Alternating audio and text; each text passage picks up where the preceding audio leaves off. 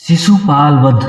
जब भगवान श्री कृष्ण भीमसेन द्वारा जरासंध का वध करवाकर तथा उसके द्वारा बंदी बनाए गए राजाओं को मुक्त करके इंद्रप्रस्थ लौट आए, तब महाराज युधिष्ठिर ने राजसूय यज्ञ का आयोजन किया। उन्होंने भगवान श्री कृष्ण की अनुमति से वेदवादी ब्राह्मणों का आचार्य आदि के रूप में वर्ण किया।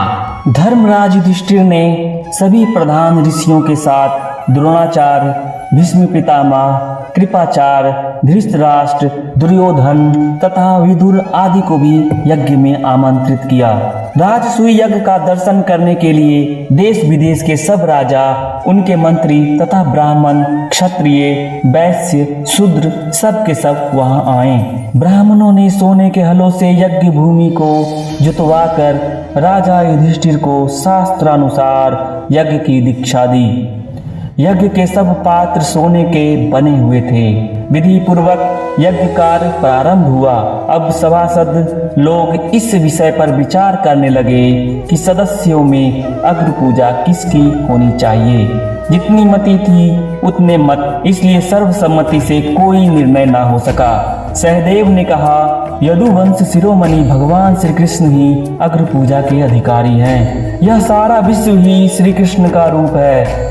समस्त यज्ञ भी श्री कृष्ण स्वरूप ही हैं। यह अपने संकल्प से ही जगत की सृष्टि, पालन और संहार करते हैं। इसलिए सबसे महान भगवान श्री कृष्ण की ही अग्र पूजा होनी चाहिए। इतना कहकर सहदेव चुप हो गए। उस समय युधिष्ठिर की यज्ञ सभा में जितने सत्य पुरुष थे, सब ने एक स्वर से बहुत ठीक कहकर सहदेव की बात का समर्थन किया।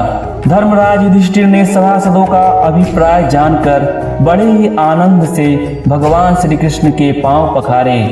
उस समय देवताओं ने आकाश से पुष्पों की वर्षा की। अपने आसन पर बैठा शिशुपाल यह सब देख रहा था। भगवान श्री कृष्ण की अग्र पूजा देखकर वह मन ही मन जल भुन गया। उसने कहा, सभासदों, आप लोग अग्र पूजा के अधिकारी पात्र का चयन करने में सर्वथा असमर्थ रहे।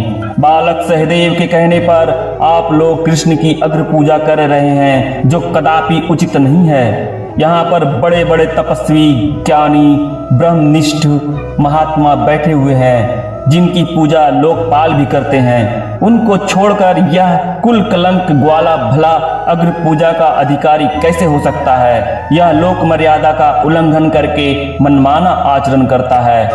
इसमें कोई भी गुण नहीं है।